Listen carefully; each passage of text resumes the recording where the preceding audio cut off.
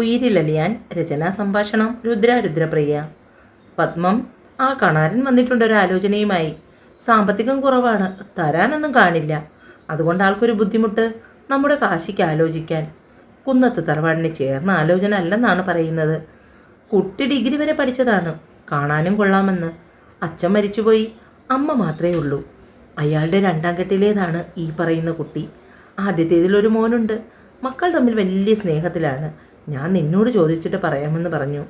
നിനക്ക് താല്പര്യം വെച്ചാൽ ആലോചിക്കാം. പത്മം ആലോചനയോടുകൂടി ഏട്ടനെ നോക്കി. നമുക്ക് കുട്ടിയുടെ കാര്യം മാത്രം നോക്കിയാൽ പോരെ ഏട്ടാ? എന്തായാലും ഒന്ന് കാണാം. അതിനുശേഷം വേണ്ടത് എന്താണെന്ന് വെച്ചാൽ ആലോചിക്കാം. അവൻ്റെ കൂടെ ഒന്നുകൂടി ചോദിക്കാം. അന്നത്തെ ദേഷ്യത്തിന് നമ്മളോട് പറഞ്ഞെങ്കിലും ഇനി തീരുമാനത്തിൽ വല്ല മാറ്റവുമുണ്ടോ? ഏട്ടൻ അവനോടൊന്ന് ചോദിക്ക്. എന്നിട്ട് കണ്ണാരനോട് ഒരു ദിവസം പറയേ. വയ്യാത്ത കാലും വലിച്ചെടുത്ത് ഈ ഗോമണി കയറുന്ന കാര്യം ആലോചിക്കുമ്പോഴാണ് കഷ്ടം. പ്രായശ്യായില്ലേ, കാൽമുട്ടിനൊക്കെ വല്ലാത്ത വേദനയാണ്. പറഞ്ഞുകൊണ്ട് തന്നെ ഗോവണി പകുതിയും കയറി. മുകളറ്റം എത്തിയപ്പോഴേക്കും ശേഖരമാവ് നന്നേ കിതച്ചു. ചാരിയിരുന്ന വാതിൽ തള്ളി തുറന്ന് അകത്തേക്ക് കയറുമ്പോൾ കണ്ടു കട്ടിലിൽ തലയ്ക്ക് പിന്നിൽ കൈ രണ്ടും മടക്കി വെച്ച് മച്ചിലേക്ക് നോക്കി കിടക്കുന്ന കാശിയെ. അമ്മാവൻ ചെന്നതും അടുത്തിരുന്നതൊന്നും അവൻ അറിഞ്ഞില്ല. ചെന്നിയിലൂടെ ഒഴുകുന്ന കണ്ണുനീർ അമ്മാവൻ തുടച്ചു കൊടുത്തു. തണുത്ത കൈയുടെ സ്പർശം അറിഞ്ഞപ്പോൾ അവൻ തിരിഞ്ഞു നോക്കി. അമ്മാമ്മേ, എൻ്റെ മോനെ, ഇതെന്തൊരു സങ്കടമാണ് എൻ്റെ കുഞ്ഞിന്. ഇതൊക്കെ കാണാനുള്ള കരുത്ത് എനിക്കും നിൻ്റെ അമ്മയ്ക്കും ഇല്ല. അയാൾ നിറഞ്ഞ കണ്ണുകൾ തുടച്ചു. എന്തിനാ അമ്മാമ്മേ വയ്യാത്ത കാലം വെച്ചുകൊണ്ട് ഇത്രയും പടി കയറി വന്നത്? താഴെ ദല്ലാൽ കണാരൻ വന്നിട്ടുണ്ട് ഒരാലോചനയുമായിട്ട്. ഡിഗ്രി വരെ പഠിച്ച കുട്ടിയാണ്. അമ്മ മാത്രമേ ഉള്ളൂ, കാണാനും തരക്കേടില്ല എന്നൊക്കെയാണ് കണാരൻ പറയുന്നത്. നീ എന്തു പറയുന്നു? നമുക്കൊന്നു പോയി കണ്ടാലോ? കാശി എഴുന്നേറ്റ് ജനലോരം ചെന്നു നിന്നു. പുറത്തെ ചെമ്പകച്ചോട്ടിൽ മെഴുകളൂന്നി. ഒരു നേർത്ത കാറ്റ് അവനെ തഴുകി കടന്നുപോയി. മോനെ കുട്ടാ. അമ്മമ്മയുടെ ശബ്ദത്തിലെ ഇടർച്ച മനസ്സിലാക്കി കാശി തിരിഞ്ഞു നോക്കി. എനിക്ക് സമ്മതമാണ് അമ്മാമ്മയെ. ബ്രോക്കറോട് പറഞ്ഞേക്ക് നമ്മൾ ആ കുട്ടിയെ കാണാൻ വരുന്നുണ്ടെന്ന്. ആ വൃദ്ധൻ്റെ മുഖത്ത് സന്തോഷം നിറഞ്ഞു. പടികളിറങ്ങി താഴേക്ക് പോയി പെങ്ങളോട് കാര്യങ്ങൾ അവതരിപ്പിച്ചു. കണാര, താൻ അവരോട് പറയൂ, ഈ വരുന്ന ഞായറാഴ്ച ഞങ്ങൾ കാണാൻ വരുന്നുണ്ടെന്ന്. കാശിക്ക് കുട്ടിയെ ഇഷ്ടമായാൽ ബാക്കി എന്താന്ന് വെച്ചാൽ നമുക്ക് ചെയ്യാം. പിന്നെ ഒരു കാര്യം, അവന് കുട്ടിയെ ഇഷ്ടമാവുകയാണെങ്കിൽ അവരൊന്നും ചേർത്ത് വെക്കേണ്ട ആവശ്യമില്ല. കണാരൻ പോയി അവരോട് പറഞ്ഞേക്ക്. അപ്പോൾ ഞങ്ങൾ ഞായറാഴ്ച അങ്ങ് വന്നേക്കാം. ഇത് നടക്കുകയാണെങ്കിൽ ആ കൊച്ചിൻ്റെ ഭാഗ്യമാണെന്നേ കണാരൻ പറയൂ. ആ കൊച്ചിൻ്റെ ഭാഗ്യം അത്രേ ഞാൻ പറയൂ. കണാര, ഒന്ന് നിൽക്കുക. ആ കുട്ടിയുടെ ജാതകം ഒന്ന് വാങ്ങിയാൽ കുട്ടൻ്റെ ജാതകവുമായി ഒത്തുനോക്കാം. പൊരുത്തമുണ്ടെങ്കിൽ ഇതുമായി മുന്നോട്ട് പോയാൽ മതിയല്ലോ. അമ്മാവൻ എന്തോ ഓർത്തെന്ന പോലെ പറഞ്ഞു. എന്നാൽ ഞാൻ നാളെ ജാതകവും വാങ്ങി ഇങ്ങോട്ട് വരാം. കണാരൻ പുഞ്ചിരിയോടുകൂടി അയാളുടെ മുന്നിൽ നിന്നു. ഇതാ, ഇത് കയ്യിലിരിക്കട്ടെ. ശേഖരൻ കീശയിൽ നിന്നും 100 രൂപ നോട്ടെടുത്ത് കണാരൻ്റെ കയ്യിൽ കൊടുത്തു. ഇത് വേണ്ടായിരുന്നു ശേഖര, തലയും ചൊറിഞ്ഞുകൊണ്ട് കണാരൻ പറഞ്ഞു. ഇരിക്കട്ടെ, എൻ്റെ ഒരു സന്തോഷത്തിന്.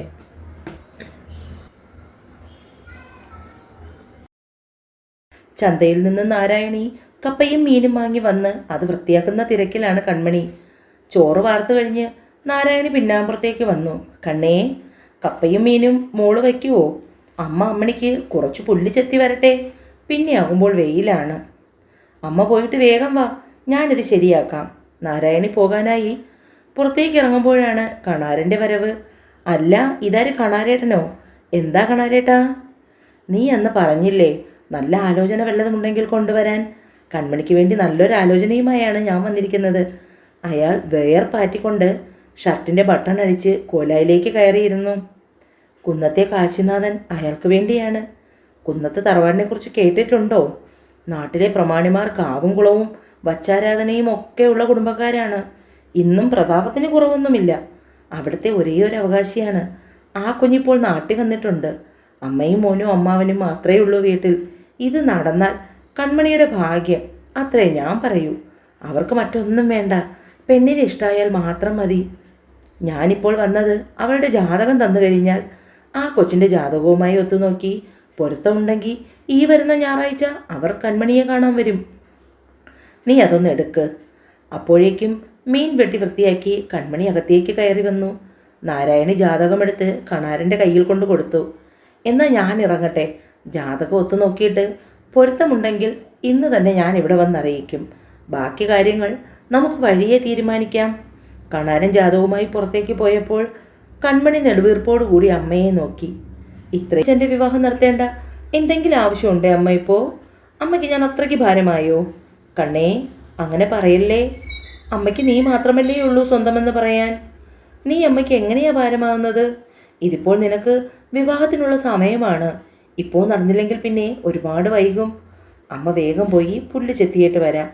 കണാരനും ശേഖരനും കൂടി ഒരുമിച്ചാണ് ജോത്സ്യനെ കാണാൻ പോയത്. ജാതകങ്ങൾ തമ്മിൽ ഒത്തുനോക്കി കണിയാൻ ഇരുവരുടെയും മുഖത്തേക്ക് നോക്കി. എന്താ ജോത്സ്യരെ, കുഴപ്പം എന്തെങ്കിലും ഉണ്ടോ? ഈ ജാതകങ്ങൾ തമ്മിൽ ചേർക്കാൻ പറ്റുമോ?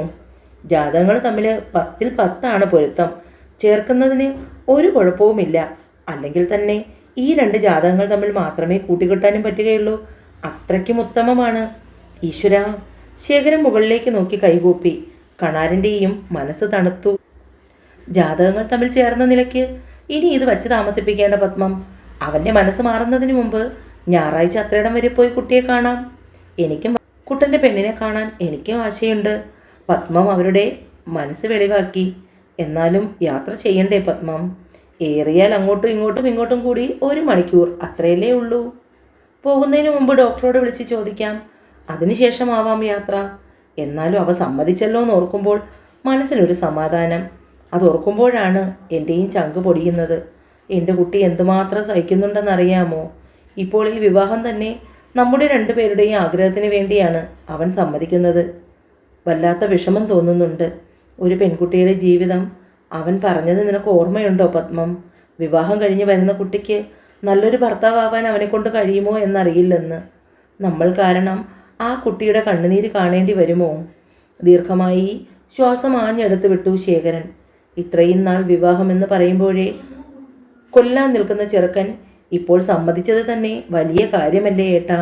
നമുക്ക് വേണ്ടിയാണ് അവൻ ഈ ആലോചനയ്ക്ക് സമ്മതിച്ചതെങ്കിലും എൻ്റെ മനസ്സ് പറയുന്നുണ്ട് ഈ വിവാഹം അവൻ്റെ ജീവിതത്തിൽ മാറ്റം കൊണ്ടുവരുമെന്ന്. ഒടുവിൽ ആ കൊച്ചിൻ്റെ കണ്ണുനീര് കാണാൻ ഇടവരരുതെന്നേ എനിക്കുള്ളൂ. ഏട്ടൻ അവനോടുകൂടി പറഞ്ഞേക്ക് ഞായറാഴ്ച പോകുന്ന കാര്യം. ഇപ്പോൾ തന്നെ അതും അങ്ങ് പറഞ്ഞേക്കാം. പത്മത്തിൻ്റെ റൂമിൽ നിന്നും പുറത്തേക്ക് ഇറങ്ങുമ്പോൾ എല്ലാം കേട്ടുകൊണ്ട് പുറത്ത് കാശിനാഥൻ നിൽപ്പുണ്ടായിരുന്നു. നീ സമ്മതം പറഞ്ഞതുകൊണ്ട് മാത്രമാണ് കുട്ടാ ആലോചനയുമായി മുന്നോട്ട് പോകുന്നത്. വന്നു കയറുന്ന പെൺകുട്ടിക്ക് നീയൊരു സങ്കടമാകരുത്. നിന്റെ വിഷമവും ദുഃഖവും അറിയാഞ്ഞിട്ടോ മനസ്സിലാവാഞ്ഞിട്ടോ അല്ല. ഞങ്ങളുടെ കാലം കഴിഞ്ഞാൽ നീ ഒറ്റപ്പെട്ടു പോകരുത്. ഞായറാഴ്ച പോകാൻ റെഡിയായിക്കോ. അമ്മാവൻ പോകുന്നത് നോക്കി ഒന്നും മിണ്ടാതെ കാശി മുറ്റത്തേക്ക് ഇറങ്ങി നടന്നു. വേലിക്കൽ നിൽക്കുന്ന ചെമ്പരത്തി ചെടിയുടെ മറപറ്റി കാര്യമായി ആരോടോ സംസാരത്തിലാണ് കൺമണി. എനിക്കിപ്പോൾ വിവാഹം വേണ്ടെന്ന് ഞാൻ എത്ര പറഞ്ഞിട്ടും അമ്മ സമ്മതിക്കുന്നില്ലടി. ഞാൻ ഇവിടുന്ന് പൊയ്ക്കഴിഞ്ഞാൽ അമ്മയും നീയും തനിച്ചാവില്ലേ? തൊഴുത്തിൽ കിടക്കുന്ന അമ്മണിയോടാണ് കാര്യമായ കിന്നാരം പറച്ചിൽ. അതിൻ്റെ തൊട്ടടുത്തായി തന്നെ രാധയും ഇരിപ്പുണ്ട്. എൻ്റെ കണ്ണേ, നിന്റെ ഈ വർത്താനം കേൾക്കുമ്പോഴാണ് എനിക്ക് ചൊറിഞ്ഞു വരുന്നത്. ഇടി, ഞാൻ എൻ്റെ വീട്ടിൽ സാരി ഉടുത്തും ധാവണി ധരിച്ചും അങ്ങോട്ടും ഇങ്ങോട്ടും കവാത്ത് നടത്തുന്നുണ്ട്. എനിക്ക് പ്രായപൂർത്തിയായി, എന്നെ ഒന്ന് കെട്ടിച്ചു വിടണമെന്ന് കാണിക്കാൻ. എന്നിട്ട് എൻ്റെ വീട്ടുകാർക്ക് ഇതൊന്നും കാണാൻ പറ്റുന്നില്ല. അവളുടെ അമ്മ അവൾക്ക് വിവാഹാലോചനയുമായി വന്നപ്പോൾ എവിടെ നിന്നില്ലാത്ത സങ്കടവും കരച്ചിലും. 10ാം ക്ലാസ് മുതൽ ഒന്നിച്ചു പഠിച്ചവരാണ് രാധയും കൺമണിയും. എൻ്റെ കണ്ണയെ, കോളേജിൽ നിന്റെ പിന്നാലെ എത്രയോ നല്ല ചുള്ളം ചെറുക്കന്മാർ നടന്നതാണ് ഇഷ്ടമാണെന്നും പറഞ്ഞ്.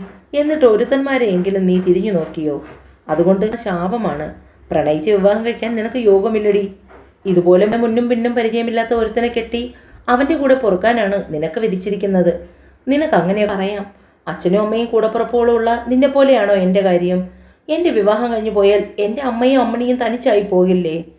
ഈശ്വര, ഞാൻ എങ്ങനെയാണ് ഈ മണ്ടിയോട് കാര്യങ്ങൾ പറഞ്ഞ് മനസ്സിലാക്കുന്നത്? എടി, നമ്മുടെ കൂടെ +1 പഠിച്ച ശാരദയുണ്ടല്ലോ, അവളുടെ വിവാഹം കഴിഞ്ഞ് അവളിപ്പോൾ പ്രഗ്നൻ്റ് ആണ്. കഴിഞ്ഞ ദിവസം ഞാൻ അലർജി കാണിക്കാൻ ഹോസ്പിറ്റലിൽ ചെന്നപ്പോൾ അവളെ അവിടെ വെച്ച് കണ്ടു. അവളുടെ ഹസ്ബൻഡ് ലാബിലോ മറ്റോ പോയിരുന്ന സമയത്ത് കുറച്ച് സമയം സംസാരിക്കാൻ കിട്ടി. അപ്പോഴാണ് അവൾ പറയുന്നത് ഇത് സുഖമുള്ള കാര്യമാണെന്ന്. അല്പസമയം കിട്ടിയതിനിടയ്ക്ക് കുറച്ച് കാര്യങ്ങൾ ഞാൻ ചോർത്തിയെടുത്തു. അയ്യേ, ഇങ്ങനെയൊരു വഷളത്തി! കൺമണി ചിറികോട്ടി. എടി, എല്ലാവരും വിവാഹം കഴിക്കുന്നത് എന്തിനാ? പൂജാമുറിയിൽ വെച്ച് പൂജിക്കാനോ? ഇതിനൊക്കെ തന്നെയാണ് എല്ലാവരും വിവാഹം കഴിക്കുന്നത്, പുതുതലമുറയ്ക്ക് ജന്മം നൽകാൻ. കൺമണി 2 കൈയും രാധയുടെ മുമ്പിൽ തൊഴുതു പിടിച്ചു. നിനക്ക് ഇത്രയും അറിവ് വെച്ച കാര്യം ഞാൻ അറിഞ്ഞില്ല രാധേ.